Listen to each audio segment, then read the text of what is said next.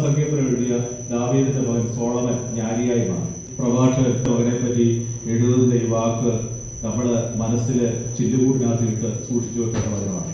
വിഡ്ഢിത്തത്തിൽ ഒന്നാമനും വിവേകത്തിൽ ഒടുവിലത്തനുമായ റഹോബോവാമിന്റെ ഭരണം ജനങ്ങളുടെ കലാപത്തിന് കാരണമായി. വിഡ്ഢിത്തത്തിൽ ഒന്നാമനായി മഹാജ്ഞാനിയായ സോളമന്റെ മകൻ റഹോബോവാം ഏറ്റവും വലിയ വിഡ്ഢിയായിരുന്നു.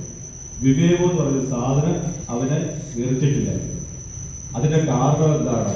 ദിവസം പ്രഭാഷകൻ 47:19 പറയുന്നു, ഈ സ്ത്രീ സോളമനെ പറ്റി പറയുകയാണ്, ഈ സ്ത്രീകൾക്ക് അധീനായി അഭിലാഷങ്ങൾ നിന്നെ കീഴ്പ്പെടുത്തി, നിന്റെ സത്കീർത്തിക്ക് നീ തന്നെ കളങ്കം വരുത്തി, സന്തതി പരമ്പരയെ മലിനമാക്കി, അവരെ ക്രോധത്തിന് ഇരയാക്കി, നിന്റെ പോഷത്വം അവർക്ക് ദുഃഖകാരണമായി.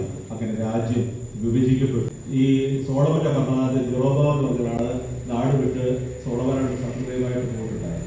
അയാൾ തിരിച്ചു വരും ഈ റഹോബോവാം ഭരണത്തിൽ വന്നത്. ഭരണത്തിൽ വന്നു കഴിഞ്ഞപ്പോൾ അയാൾ ജനങ്ങളെ സംഘടിപ്പിച്ചുകൊണ്ട് ഈ റഹോബോവാമിന്റെ അടുത്ത് ചെന്നിട്ട് ഒരു കാര്യം ഡിമാൻഡ് ചെയ്ത് എന്താണെന്ന് അറിയാമോ? ഞങ്ങളുടെ പിതാവ് ഞങ്ങളുടെ മുകളിൽ വെച്ചിട്ടുള്ള ആ ഭാരം എന്ന് പറഞ്ഞാൽ വളരെ വലുതാണ്, അതുകൊണ്ട് അത് കുറച്ച് തരണം. അപ്പൊ ഈ റഹോബോവാം ഈ സോളമന്റെ ജ്ഞാനം കേട്ടിട്ടുള്ള അനേക ആളുകളുണ്ടായി. അവരോടൊക്കെ ഈ കാര്യങ്ങൾ ചോദിച്ചപ്പോൾ അവർ പറഞ്ഞു, ജനം പറയുന്നത് ശരിയാണ്, അങ്ങ് അവർ പറയുന്നത് അനുസരിച്ചാൽ അവര് എന്നും രാജാവായിട്ട് അംഗീകരിക്കും എന്ന് പറഞ്ഞു. പക്ഷേ ഇവർ നെഞ്ചത്തിൽ ഒന്നാമനാണ്, വിവേകത്തിൽ ഏറ്റവും പിന്നിൽ നിൽക്കുന്നതാണ്.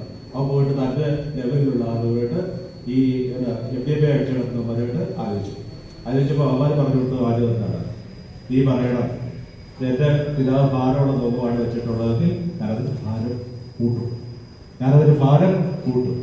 എന്റെ പിതാവ് ചാട്ടവും അടിച്ചെങ്കിൽ ഞാൻ മുഴിച്ചാട്ടവും അടിക്കും. അവരോട് പോയി ഏറ്റവും അവസാനം ദാവീദിനെ ഓർത്ത് വളരെ ചെറിയ ഒരു പ്രവിശ്യയുടെ ഭരണാധികാരി മാത്രമായിട്ട് റഹോബോവാം മാറി. സോളമന്റെ മകൻ പരമവെട്ടിയായിട്ട് മാറി.